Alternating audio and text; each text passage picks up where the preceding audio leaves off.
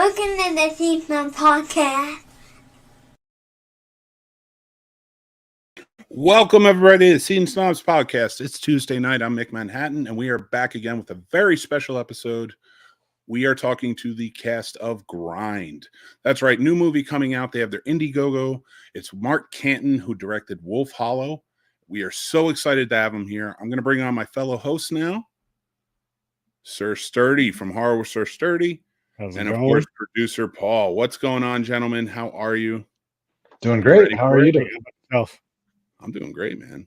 All right, we're going to invite everybody on. Let's get to it. You guys excited? Yes, sir. Absolutely. Yes, sir. All right. Got a couple more. There he is. Welcome, everybody. Wow. How are you? Thank you for coming on the show tonight. Thank you for having us.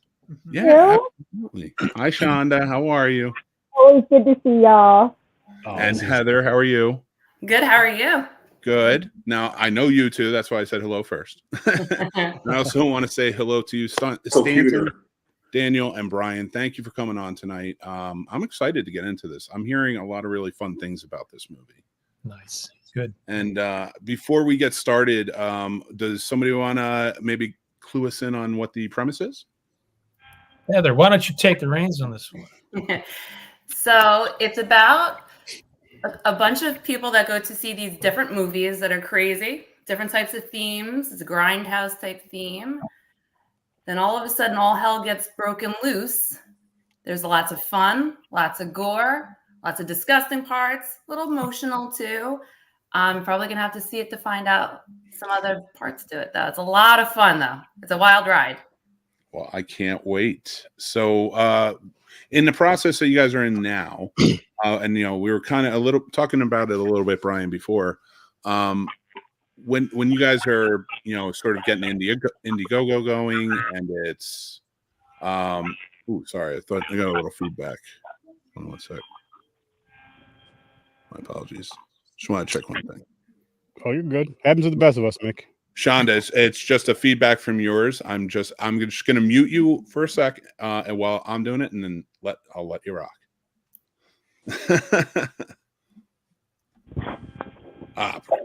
There you go. Ooh, hold on one sec. So, sorry about that. Threw me off a little bit, but I am excited to talk about this movie, and with the Indiegogo going. If you could tell us a little more about that, what's going on with it, where you at with it, and kind of the collaboration between it with all of you. Sure. Yeah. As I was mentioning before, so we have an Indiegogo campaign. We're about halfway through the campaign. We had an initial goal of $25,000, and we've reached that. Now we're heading towards our stretch goal of $45,000 we want to raise for that. And we've got just some really fun perks out there, from posters to t-shirts to lunch boxes to acting with Felissa Rose to walk-on roles to all kinds of fun stuff. It's definitely worth taking a look at. And you're right, Mick, in terms of like this whole thing, it's kind of a team effort to get everybody out there and pushing this and making sure people are seeing this. And because it is going to be, as Heather said, this is going to be one hell of an entertaining film. There's so much going on with it, and such elaborate. There's a really cool monster in it. Heather's her costume is going to be unbelievable when she puts it on. It's going to be amazing, and it's going to be such an eye-catching film with so many things going on. But that requires money to do in order to bring it to life in a real way, a real and fun way. So that's absolutely. Campaign. So any help we can get with that, we're real excited about that. Yes, and it's linked down below, so you can definitely go check it out. Right. It's very important to support indie film and everything that is being built right now. Yeah. It's for me, it's one of the most entertaining thing that's been coming out for the past 4 years. That's great. Independent film, like it's saved 2020 in my opinion. All these indies that they put together, and they're not recognized enough.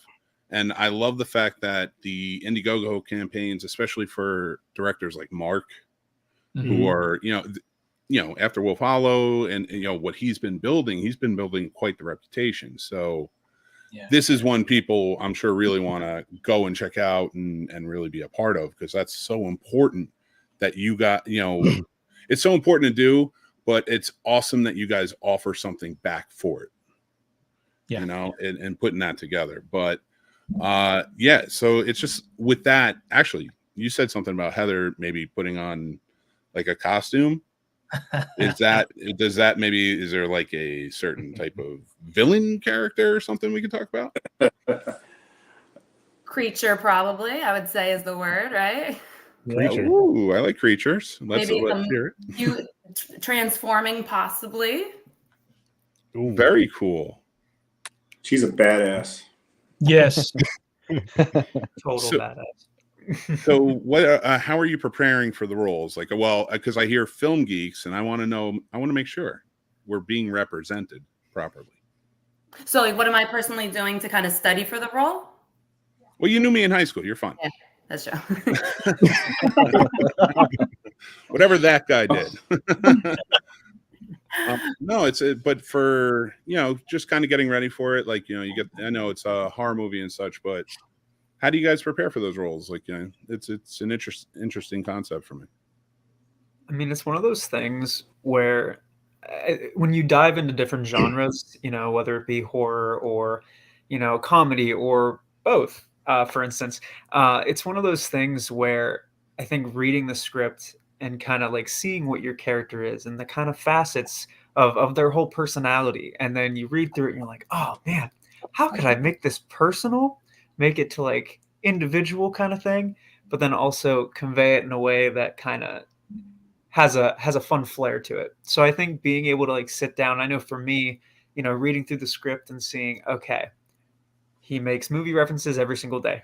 That is me to a T. Perfect. There you go. Check out the list, and go through there. So I'd say that's how I kind of do it. I just kind of read through and try to find the relatable aspects of that character and try to tie it in. So it's easier, I guess, to understand, so to speak. Nice. So, and I also want to know, what's it like working with Mark? How is he as a director? And Very well prepared. I guess with the experience that I've had with Mark on Massacre Academy and Wolf Hollow, it's as I was mentioning, he's a filmmaking force of nature. I just like to use that term because it's so true, from the writing to the directing to the cinematography to the editing to the producing to everything. And the thing is, it's funny because if you've been in this business long enough, you go on set and then sometimes you go say, oh, it's going to be an 8-hour day, and it turns into an 18-hour day. Mark sets, you go, it's going to be an 8-hour day, you're done in 5. And not only you're done in 5, you're done in 5 with quality work that's just amazing. Wait. Really? Oh, So he does that? Yes. Stanson. Trust me on this one. Early. We're done quick. Rethink You get in there, don't mess around. And some of these sets you get on, and it's like how much time can I waste and where can I waste it? On Mark's sets, it's like, man, we are motoring, we get stuff done, and it looks amazing. So he knows what he's doing. He knows what he wants. He knows what he's going to get. And as soon as he gets it, we're moving on. So it's great. A producer's best friends, for sure. Oh. Yes. I love the film festival aspect of this movie. I thought that was interesting. I thought that was interesting. And it's honestly something I wanted to see in a horror movie, is something to do with like either a film festival or at a horror convention. I don't feel like we see enough of those. We kind of see a lot of the same horror movies in the same type of settings. But I'm like, what about where like the fans are at and this kind of stuff to kind of get more of that deeper feel? And you guys are doing it with this. And I think it's a dope idea. It's a dope idea. It's also kind of genius in a sense too, in terms of the location, because our location is pretty simple. We have a movie theater, and most of it takes place in a movie theater. So it's like all hell breaks loose in a movie theater. Those type of movies are always fun though. The handful that I've seen, they're fun. It's a fun setting, and again, it's not something I'm glad they didn't oversaturate it, but it's also something I wish I seen a lot more in horror movies. Right. And I don't know. I feel you know what? Actually, Sturdy, I got to stop you there. I love that. But think about it this way. I can't stand movies, like mainstream movies, that really try to go about filmmaking or tell tales of filmmaking. It always seems like fluff, kind of up your ass stuff. So for me, I love that horror when it adopts it, because it always seems so realistic.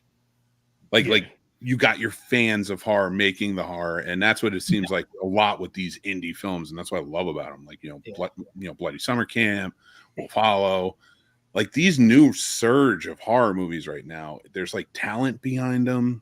I really dig that, and so it's very cool to like be able to talk to you guys because stepping into this, like you're like in this fold of really talented horror indie scene right now. So it's very cool to see, and it's like a national thing, but very deep in the East I see right now.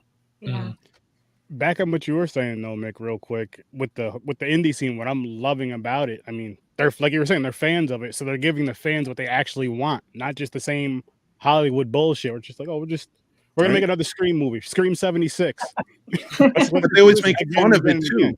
But that's what I love about it. They make fun of that. They like when you go into it with a horror movie, it's like, this is how we make a movie, and then somebody gets stabbed in the neck for being a pain in the ass or something, something like that. Like it's fun and it just always seems realistic. That's what I like about that stuff. Like Randy and Scream, like everybody loves him, Not sturdy. No. Well, I don't like Scream. You love Blood Lake. I don't even want to hear it. All right. So now that we're throwing these crazy lies and allegations out and slander with the Sound of Music. Shut up. Sound of Music. So, I love that you bring this up every single time. Every time, Shonda. Every single time. And I don't know why. You want to give me a stroke? I don't want to argue about the Sound of Music one more goddamn time. It's the worst fucking movie ever made. You said my most hated movie. I had to bring yours out. I feel like there's generations. There's generations of people who are brainwashed to believe that movie. Nothing happens in it. Everything works out. Everything. And when the things happen at the end of the movie, I'm here for 3 hours. Fun. The Nazis show up. Finally, something's happening. No, I'm going to end it. We got out of here. They got out. Whatever. That's funny. Tell the real story. The real story was amazing. That's good. I can't help it. Every time I hate that movie. Also, you really feel, Mick. I hate it.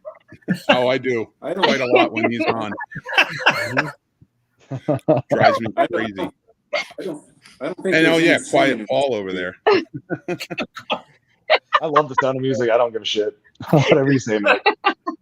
I'll sing their songs all night and day. I can think of like whatever. Hills are alive. You know what I mean? I know everyone here. At Carolina Fear Fest, do me and you have to rock some Sound of Music? I'll sing some Sound of Music while I'm walking around. Please make that happen. Absolutely. I'll get a shirt. You do the vocals. Works for me. I think Heather, Heather has a song she sings in this movie, doesn't she? Do I? I think we should write one in. It better not have pills in it. Well, it definitely has to have pills in it now. It can be alive. It better not be alive. It's also alive with the sound of. Oh my God. I hate that movie. Funny. It's the worst because everyone I know loves it. Everyone. And they know I hate it. I like it. I don't love it. I don't mind it. You hate Nick Cage. You're a weirdo. I do. I cannot stand him. You see this, Mick? You keep doing it. Why are we starting this fight again? Why do we have to keep doing it? He is a national treasure, all right? Thank you. Trash. Thank you. Daniel, everybody raise your hand if you like the Sound of Music. I get it. Everybody who likes the Sound of Music, raise your hand. All right. They hate it. That's fine. Never really I'm not going to kick you off. Okay. Everybody who hates Nick Cage, raise your hand. I'm going to raise them both. That's a question for a completely different podcast. That's a whole different podcast, honey. You know, it's funny though. It's funny you brought that up because somebody made like one of those jokey posts on Facebook, and I'm saying it like this so nobody gets flagged about what celebrity would you fight if you can choose one. You already know who I picked. There was another person. He would die for honor, dude. He said it. He would die for honor. He's lying. No, he's not. He doesn't lie. He gets into it. He was never in a situation, Mick. We don't know if he's lying or not. He was in jujitsu. Good luck. He's gonna take you out. I'm just saying. I know where to hit him. You know he's a method. Ooh, look at this Sound of Music shirt. So actually, let's talk about that. Is anybody a method actor? Oh, Ooh, that's a good I would question. love to learn more about that. method acting. No? It honestly, for me, it completely depends on the role and what I'm doing.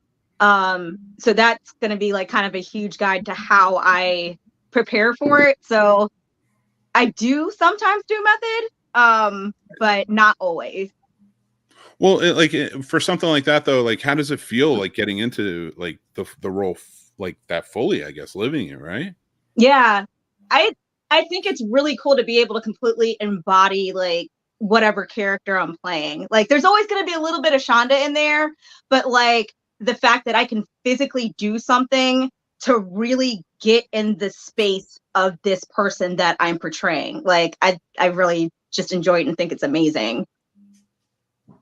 I love it. That's awesome. Thanks, Sean. Here it is. I've warned my wife that when Wes Brantley, because I'm gonna have to grow a mustache, and I told her, I said, I have to warn you now, Wes might take over.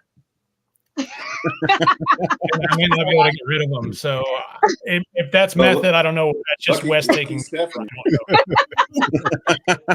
Listen, Wes Brantley is going to take over this whole film. and I will have no control over that. I have to apologize now. I'm sorry. I'm here for it. Change. It's Yeah. not Can you give us a little taste of the guy? Exactly. I can't, Mick. I got to have the mustache. I don't have the mustache. I got to have the mustache and my aviators. I don't have my aviators. I cannot wait to see You this. might not be able to stop that train once it's rolling down the track. I'm just saying. But anyway, that's That's method acting right there. Yeah. There's Once no the end. I sunglasses will be go Wes on, Brantley man. forever.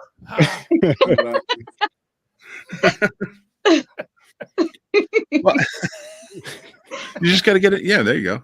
We own it. Oh man, I love it. So, well, before we start to kind of wrap up, because then we're going to go to our outro rather. Tell us a little bit more about like what you guys are doing currently. If you guys are working on anything else or any projects you want to promote. So apart from acting, I also am a singer-songwriter. So I like making music and kind of expressing, myself and things like that. So right now I am working on an album, and it is called Down to Earth. And it's pretty much a bunch of like earthy stuff. It kind of follows Faye Tag's plot pyramid. So it kind of starts, very, very nice and down to earth being, the first song, because down on the ground. And then as you get to the top, you have appellations and conversations, and then it kind of goes down. So, but yeah, music, it doesn't have a release date yet, but there will be samples out soon. So down sweet. to earth, 2025, hopefully, fingers crossed. All right. Make sure we connect after the show so that way, we can promote that later on. Thank you. Yeah, no problem. Same here. Absolutely. As a matter of fact, I've been doing a fun thing on my podcast this year. Started last year because of Mick with Taylor Swift, but is incorporating song titles in the title. And I have a horror podcast, so it has nothing to do with music. So it's kind of fun. So maybe we could talk about that. Oh, for sure. Down the road. And then what I also have been doing is putting the song, I just started this again, putting the song down there so people, if they want to go check the song out, just because that'd be cool, man. Yeah. It's fun. So great segue to Taylor Swift. Snobs merch. Literally just talked to Mick about this the other day. How I want to eventually get into this and like be more with like indie artists so their music can get heard and played more. People can check it out. People can check out their music. So that's awesome that you do that. And if you guys are interested too, I'd like to I talked to Sturdy about it a little bit before. He's got a big base in horror, whereas we are overall movies. He's a big horror base. So if you guys would want to go on a show, I know he would probably love to have you and to promote and stuff as well. Hell yeah. So I will have him get with you on that. Yeah, definitely. Great. But all right. Well, I appreciate you guys coming on and hanging out, but we have to start wrapping it up and we have to say goodbye. But I want to say thank you so much for coming on tonight. It was really lovely talking to you. Thank you for having us. Thank you. Yes. Absolutely. Thank you guys so much. Indiegogo campaign. Make sure we check that out. So that's Yeah, go to that Indiegogo. I'm looking at it right now. Right down in There's the so description. much amazing stuff on there. Please check it out. Yes, There's a absolutely. lot of opportunities to get involved in it. Go down to the descriptions. Go click on it and donate. That's how, well, not just donate, but like there's some really cool freaking perks on it. Yeah, get involved. So Get involved. actually, before we go, what's everybody's favorite perk out right now? Everybody, I'm getting a Wes Brantley T-shirt because I yes. wear it to shoot. I like the Everybody lunchbox. needs a Wes Brantley T-shirt. That's yes. Also a lunchbox for your kids, Wes Brantley. Yes. Super appropriate. I love it. That is awesome. See, I love the movie props too that are signed by the actors. There's a Felissa Rose prop on there. Awesome. So I love her. So yeah. Yeah, she's amazing. Love her. Yeah. Love her. Well, thank you guys so much. Guys, go check it out in the description. We cannot wait. We want to have you guys back on once the movie comes out, be able to talk about it and rap about it some more. Oh yeah. Thank you guys. I'll definitely connect with you guys, and whatever horror project you guys have out now, let me know, because we'll review those and have you guys on to talk about those as well as Grind. Right. Down the road. Absolutely. Awesome. Thank you so much. Yeah, thank you. Yes. Have a great one. Thank you.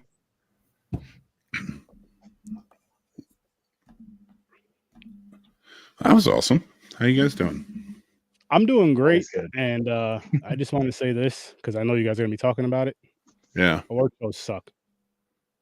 God, you had to get me They started. need to do a fan service for these type of things. If you want us to sit up in our houses or wherever for 4 to 6 hours watching this boring stuff, make it entertaining. Make it something that we want. Make it for the fans. That's how you get more views. Make it for the fans. That's why I did the Snobby Awards. You know that, right? Yeah. I did it so people could. I did it for people who listen to podcasts. I did it, and it always every year. This is the first year in 4 years that it will not be on because I couldn't do it anymore. But it was every year on the Oscars day because fuck the Oscars, man. Yeah. I'll take views away from them because I'll tell you what. First of all, you're not only misogynistic, right? No, misogynistic. That's against women, right? Yeah. You're misogynistic, motherfucker.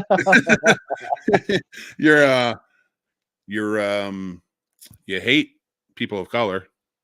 You hate foreign films because they're made by different races. Fuck you. So, and a million other fucking things. Like how many people who actually work on the fucking films don't get respect, but you give respect to all these fucking people. Oh, here we go. Ooh, all right. Here we go. All right. Here's my fucking problem with you. You don't give a shit about anybody but you. You're up your own asses, but you're not making anything that's any worth a shit. Trust me. We know. Oh, Marvel is this. We all look at it. It's beautiful. Yeah, it's fun. Great. Not better than the original comics.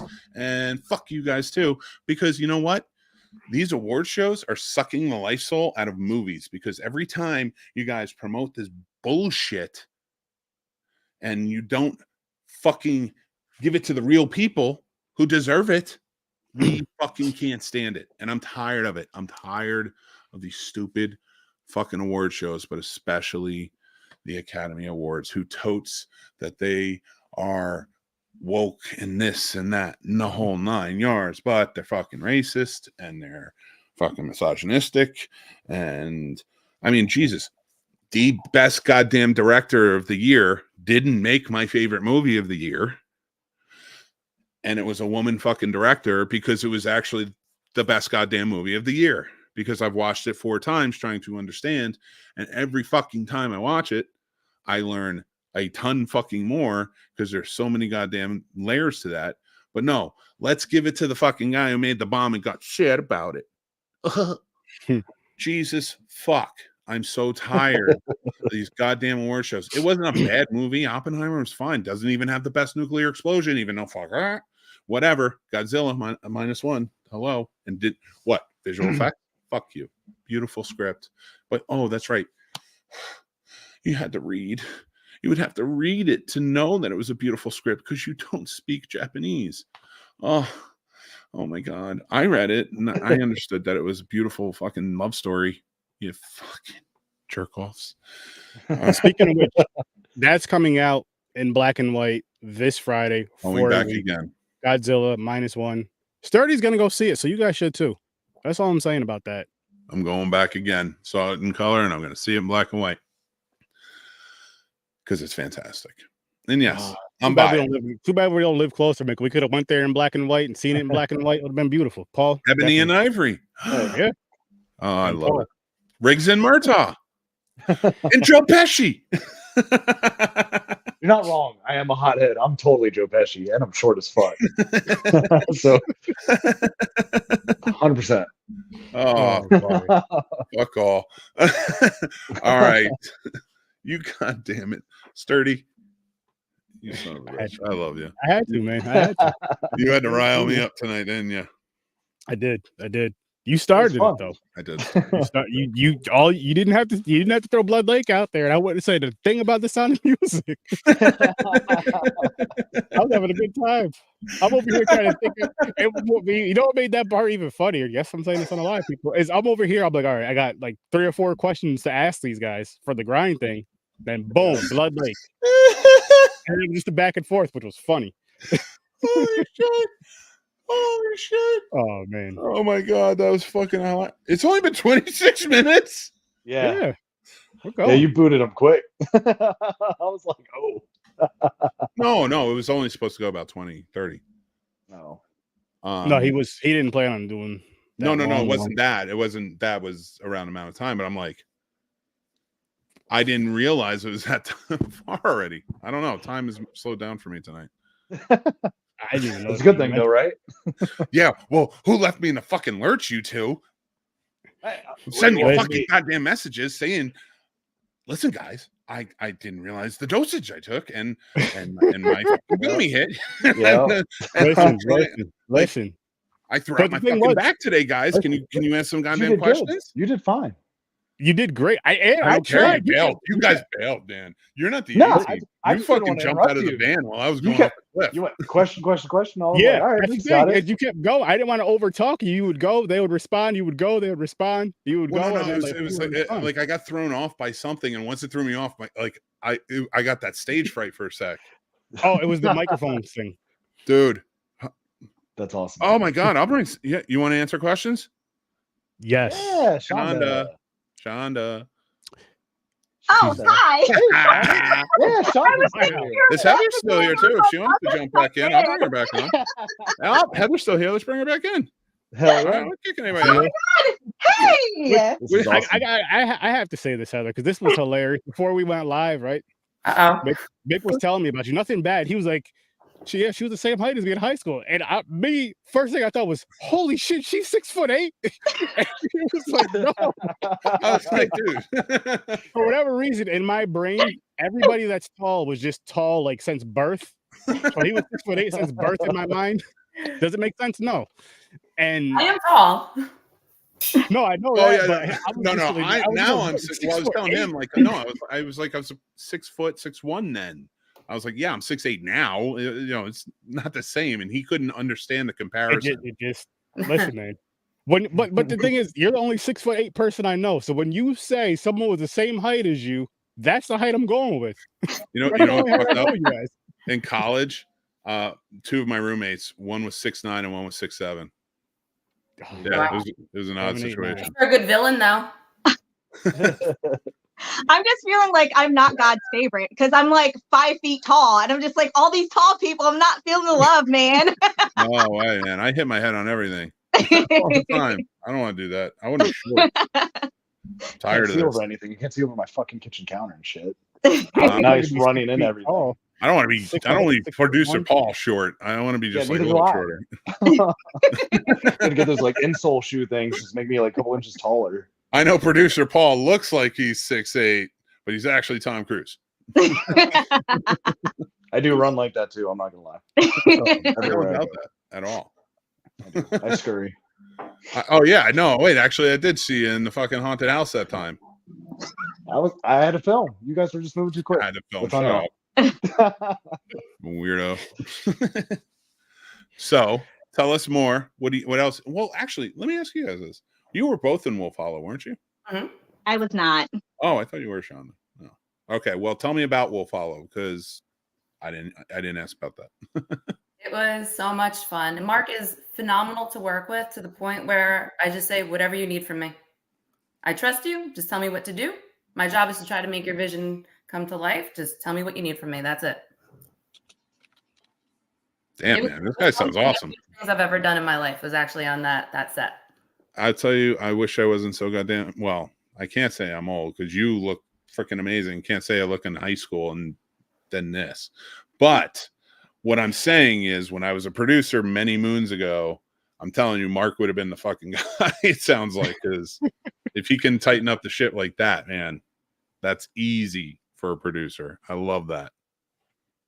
Is it intimidating at all having a director that has specific wants, like exactly for what he needs from you sometimes?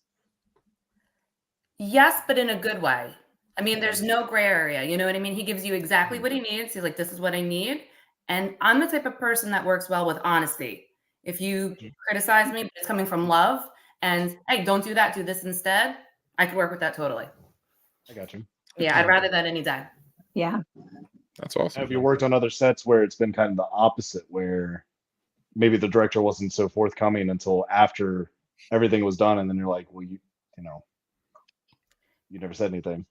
Yeah, it's a different vibe. I just like it to be comfortable and open and honest, and not stuffy, it's just cool. It's fun. It's silly. My favorite part about it all is the comedic relief. It's just fun.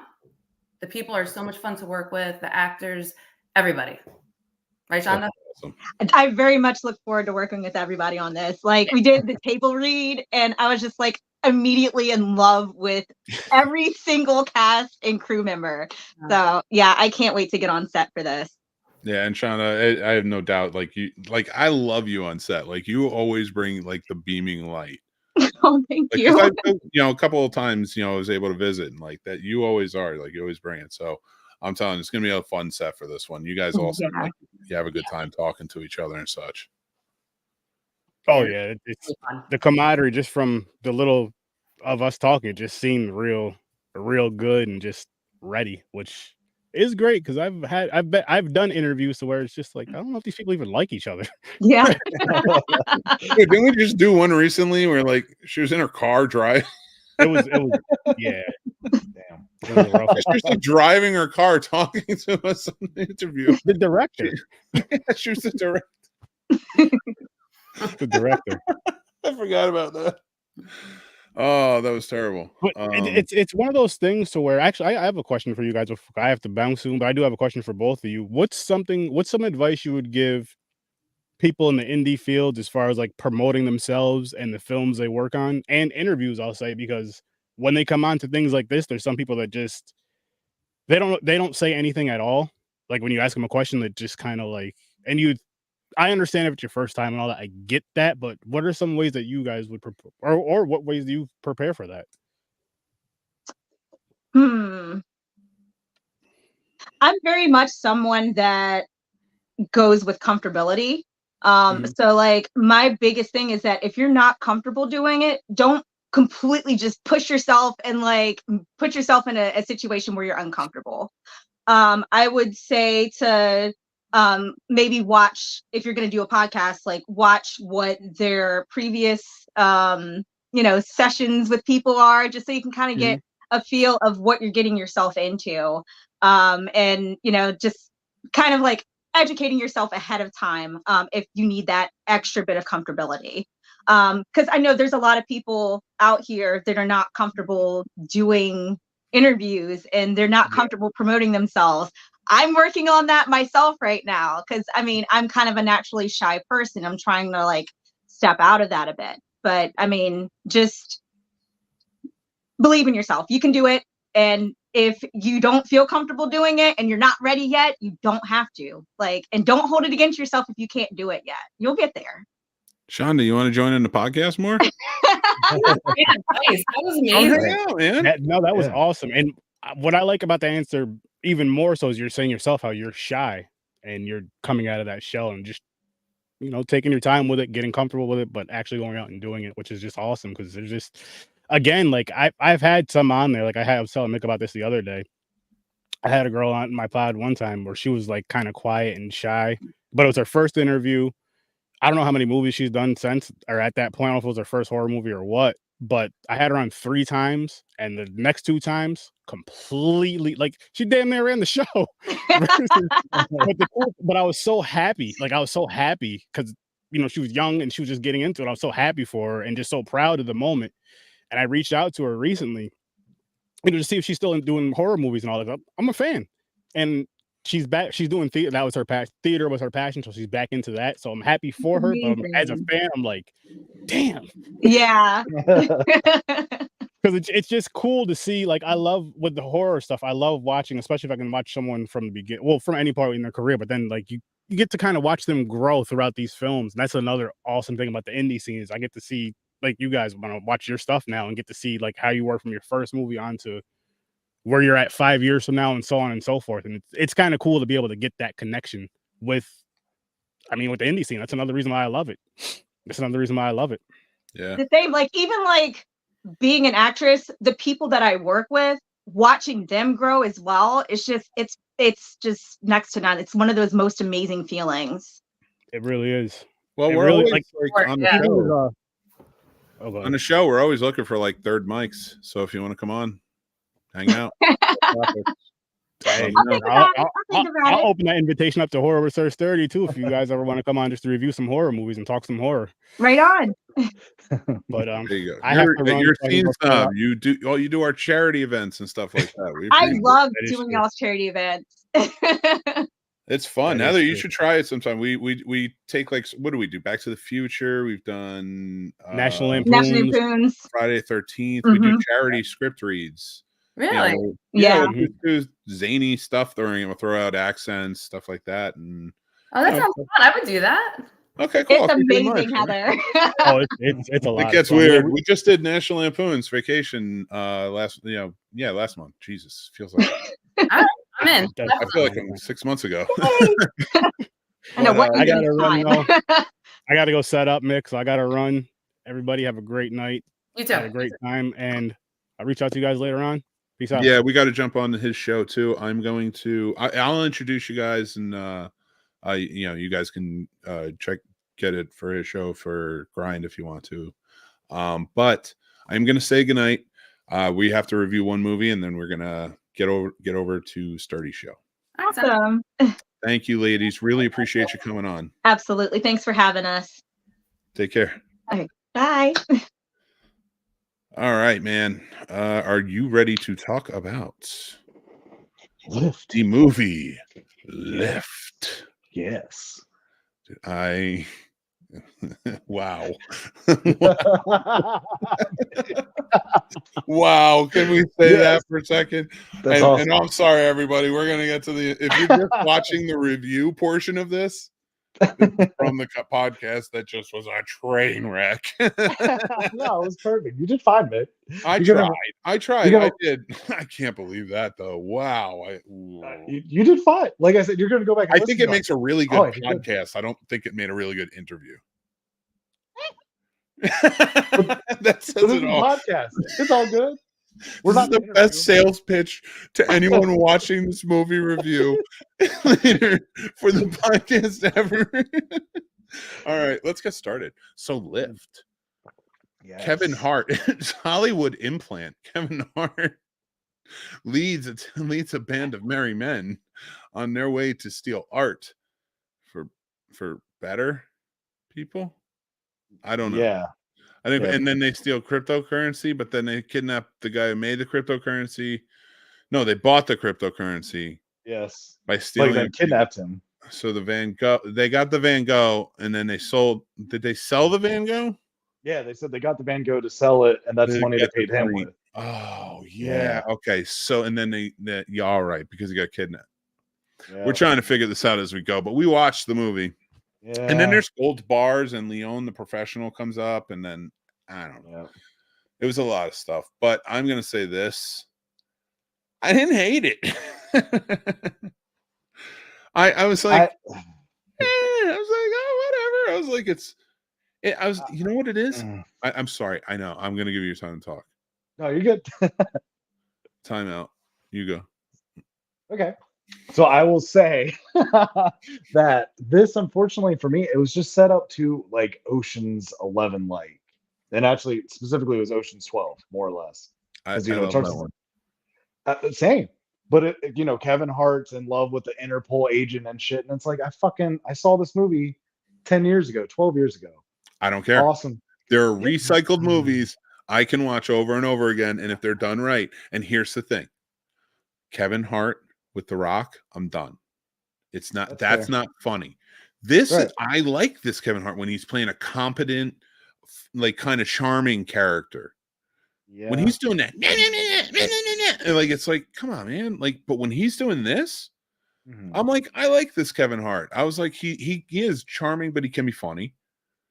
And you know what? I don't mind. Everybody else is all uppity about short heroes and shit. I don't give a fuck. I'm 6'8". I don't want to see any more of me. Well, not me. Nobody looks like me. They look like them, and that's why they're heroes.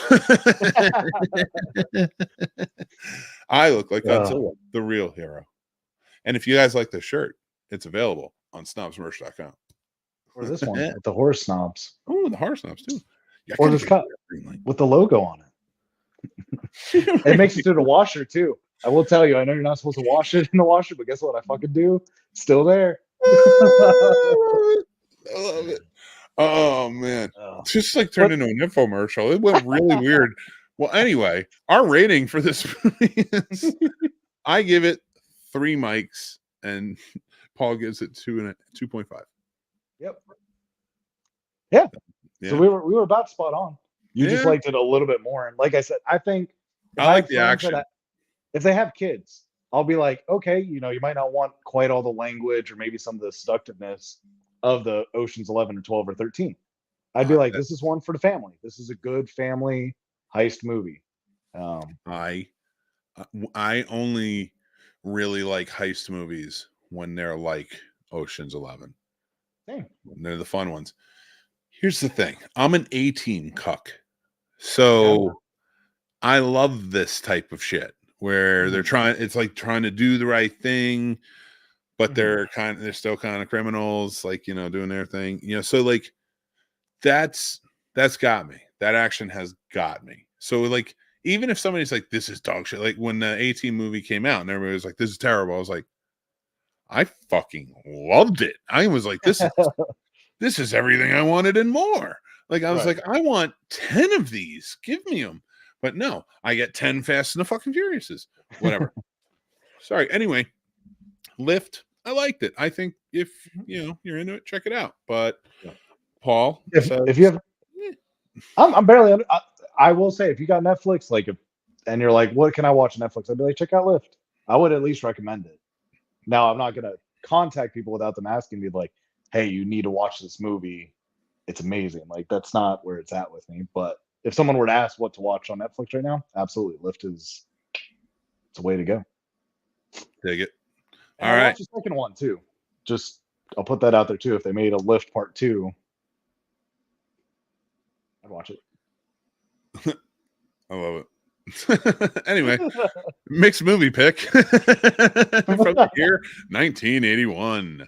I picked a movie that I think Paul would love to watch, and I picked it specifically for you for a very special reason too. I'm not going to get that sentimental because I'll cry because I'm very high. But Cat in the Hat, where's the bat? Look at Final Exam. Thank you. Final Exam from 1981. Have you ever seen this? No, I have not. Dude, please watch this. Oh, man, you're going to have a lot of fun with it. Now, here's the thing. I often talk about my best friend, Lenny. Rest in peace. But here's the thing. He fucking hated this movie big time. He could not stand this movie. And I loved it. I'm like, what is your problem with this movie? So I'm going to let you be the judge. Ooh. Watch it. You tell me. If you think it's terrible, we know which way it goes. Yeah. And I'm gonna give him the proverbial nut kick in the sky. There you go. You're tall enough, you could probably reach up there anyway. So whatever. You shut your mouth. You pipe down there, pipsqueak. No, I'm just I felt mean. I'm sorry. So what? I don't know. I don't like doing it. Thanks, Dad. No. Oh my God, don't do that. I have too much childhood trauma for you to throw that my way. We just both start crying. The rest of the episode, we're like, where does Scene Snobs click? Just sobbing. The rest of the time. What a way to end the show. We're It's just only Scene Snobs 7:45. Why are we ending the show? Oh, that needs to be the new shirt, Mick. The Scene Sobs. Movies that make us emotional. There we go. The scene Boom. what? Sobs. Oh. Paul, you're in charge of that. Get on it. Yes. Because I cry for a lot of movies. Another show. So you've been bumped up to a host. Yeah. Name's on the title card now. Yes, it is. That was super exciting. I love that. You've been knighted. You're no longer a squire. You're a knight. Sure. I don't know what that comes with, but whatever. I got a sword. That means one day when maybe this empire gets built, you will be up there in the hill. Yep. I don't know. I got peasant. I'll be. Oh, you'll be in the hill. Yeah. Mount Olympus. Can finally eat dragons and all that stuff that kings can eat. You shut your face. Fucking face. I can hear the sound of music when I'm up there on top of the hill, right? Oh, yeah, motherfucker. Not that hill. I didn't mean that hill. Why would you do this to me, Paul? Because I love you. You hurt me in the heart so hard. Like that. That's like the second shot. And it's like, I have both been. No, I'm not doing that. I'm not going to say that. But no, it wasn't anything like racist or anything like that. It was like stupid. We're like nah. That would sound really bad. But not like shithead bad. Like, I do want to ask you though, since you and Sturdy brought it up though, with Godzilla zombie or Godzilla -0. Snobsmerch.com. Is that like, because I haven't seen it yet in theater, and with them releasing it in black and white, do you think I should see it in color first, then black and white, or is it going to be okay if my first watch is black and white? Actually, I almost want you to watch it in black and white first. Okay. So that way we have the reverse, and we can because I got to tell you, I don't know yet because I want to watch it in black and white. I got you. But do I think it will ruin it? No. I think you're going to get someone with subtitled movies. So any foreign films, a lot of times my first watch, I'm just reading all of the dialogue because it's hard for me to kind of I can see, but I'm typically just reading what's in front of me. That second watch is when I'm really more watching. So yeah, you don't think that it's going to take away black and white because I might be since it'll be my first watch, I'm just going to be like, okay, like that's not going to be it's stupid.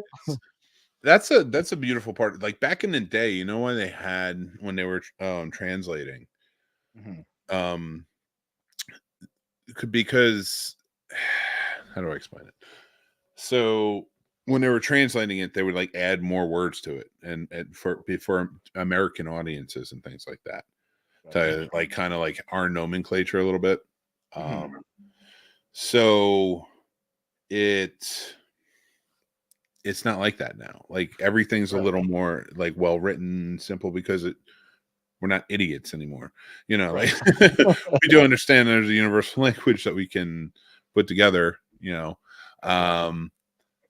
So with that being said, I think if you go into it, so I'm trying to think of what's a movie you recently watched that was foreign. Ooh, Apocalypto. And how was it reading that and watching it at the same time? If I could remember back to the first time I watched it, I didn't mind reading it. I didn't think it was too bad. Yeah. Because it's almost the cadence now of how it's played out. It's shorter. Whereas you're not reading a sentence now, it's kind of and if two people are talking, you get the jaded sort of caption, so you know what's going on. and reads out in a really good way. So That's good. thank you, technology. Yeah. And I'm glad we come a long way, because even with dubbed films, because typically I'd rather read than have to hear a bad dub with like their lips aren't moving, but then it's continual audio of them talking for another even 10 seconds. I'm like, this annoys the shit out of me. And now they've gotten it pretty, like you said, they've narrowed it down to where it almost. I've been in 30 minutes into a film and been like, oh, this is dubbed. Like I didn't even realize that till just now. Dude, I mean, the dubbings don't bother me in the older movies. Okay. Newer ones, no, I gotta read. I can't. I got you. I can't do that. But like the older movies, like I'm watching all the Godzillas now. Yeah. If I don't go with the dubs, I'll die. Like I can't finish this because no, I won't die. That's what's dramatic. We know that. But end scene. So we for that, like I said, I forgot what I was talking about. It takes you long to, if it wasn't dubbed, for you to read all of those movies, all the Godzilla movies. Yeah, because I have to sit here and work all day. I can't just sit there and make sure I'm reading so I understand the full story. I have to go with the dub sometimes. There you go. No, that's fair. Nah, yeah, it's just it's unfortunately I miss out on some of the most beautiful stories with that. What are you gonna do? So Now, sir, yeah, what's that? Are we getting off? Oh, are you interviewing me? I'm in. Yeah, I was going to say, I didn't get a chance to ask Heather, but did you guys do any drama together? Any classes like that in high school, or No, well, I did. I don't. We were in chorus together, but I didn't know you used to sing. no, I really didn't. Although I can. No, I can't. No, I can't. I thought you were going to make your voice go high pitch. You know, Catholic school. I'm thinking you could sing like, "Ah, they might." Right. The mic is on. I got you. Fuck you too. Oscar to the Catholic Church, hand in hand. So let's be serious, Paul. What are we talking about? Oh yeah. Oh, did we do anything? No. We didn't. She was more popular than I was. I mean, for good reason. I mean, she was like played basketball. She was really good at it. She and she's beautiful, of course. And yeah, well, and I was just a geek, dude. Like I was like bottom of the barrel. I was like a loser. So, but I liked it because I liked my loser friends, you know. So I kind of we were the outcasts. That's why I call it the outcasts. Like by you just explaining it like that, me just going based off that information, how did you guys like? How were you friends in high school? She was really nice. Oh, she was really nice. Like it was. I got you. No, it wasn't like a Mean Girls type of thing. Like I got you. I've never actually watched that movie, so like I assume, really, yeah. I kind of don't want to at this point because everybody's like, "Oh, big on it." Now they have a new movie out, and I'm like, I'm done. I'll watch Idle Hands again. That's fine. No, I just no. I've never thought anything else from Heather. She was always really nice. That's cool. That's good to know, especially back then. They were still throwing kids in trash cans and swirlies and shit. Yeah. Oh yeah. I got my ass kicked a few times. Yeah. That's so crazy. Yeah. Oh yeah, I man. wish I got bullied in high school. I really wish someone had tried me. I had a lot of bills up there. I got my ribs broken at a retreat by a kid. He hit me with a pool stick across the ribs, and they broke. And you know what? I never fucking went down though. Never went down. That dude. What happened to the kid? Oh yeah. Bro, I can't remember his name. But Kyle Ritterbacher Hausen. So no, he nothing against him because like after it happened, it was fine. Like we graduated and stuff. Like this was like sophomore year or something like that. I forget what happened, but it led to him being pissed and wanting to fight me. And you know, I used to get my ass kicked back in the day by, you know, Papa Smurf and, you know, for fucking anything. So I wasn't, so going to a religious retreat on holy ground, Right. I wasn't, you know, all week they were threatening me, like him and his friends, like, yo, we're gonna fuck you up, we're gonna fuck you up, whatever. Okay. I'm not fighting on holy ground. If those fucking Right. priests say anything, my dad's gonna kick my ass. Right. Right. All right. So I go there. I took fucking stand. No violence. I'm not doing it. Not here. I got hit with everything. I spit on, hit, punched, kicked. God, Mick. Oh no, dude, it was fucking bad. Yeah. And it wasn't Right. just the guy; it was his buddies too. And they were, oh man, it was rough. They would throw me into shit. One dude threw me into a door, slammed the door on me. They were throwing like ping pong paddles, remote controls at me, all types of shit. Like, and I was just like sitting there playing this video game while they were doing it. And then they were getting pissed, and I would like walk into the bathroom, and of course they're there. I take a piss, bam, punch me in the head, you know. Then they keep punching me in the face. I just walk away. Didn't raise my hand. Didn't do anything. Never went down. Never fucking went down. Right. And you know, shout out to this one dude, Wilson Montero. Wow. He's What a name. what happened was he was like the most popular guy in school when we were in high school. Never. Loser, popular guy. Him, always really nice to me too. We sat next to each other. He sat like right behind me. And always a really nice dude. But he was like the most popular dude. Great basketball player. Dude, anything. He could play any sport. I mean, even after high school, he got into boxing and he was like dominating, and like it's just fucking awesome, right? I love seeing like Heather and all them, like these good people and upward trajectories doing their thing. It's awesome to watch. And even like the guys that I'm talking about here, I wish them nothing bad. I hope they're all living really happy lives. Because I don't hold that grudge. Right. That was a vicious day. Right. That was a rough one. And but Wilson Montero caught wind of what was going on, and he looked right at him. They knew. They were afraid of him. He was like, anybody touches him, I'm fucking you up. Well, but I'll tell you what, when we got off that bus, they knew it was fair game. I ain't on holy ground anymore. And those fuckers didn't fuck with me after that. That's fair. That's smart on their part. And they know that. So, and I'm saying that live. So anyway, you got me all fucking misty. What's wrong with you? It's supposed to be a movie. You son of a bitch. It is. You drew a movie for me. Like you're a good producer. I'm just saying that. You're a good producer. I'm not fucking with you on that. But we got to go because we're going on Horror Search 30 podcast.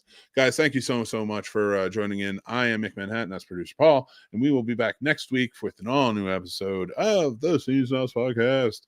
We have somebody on. I don't remember who at the moment. But make sure... I didn't check my schedule. I'll figure it out. You will find out next week. You got to join. It's a cliffhanger. That's what I'm giving you. All right? Remember, be kind. Stay classy. Take care of yourself. See you later, alligator.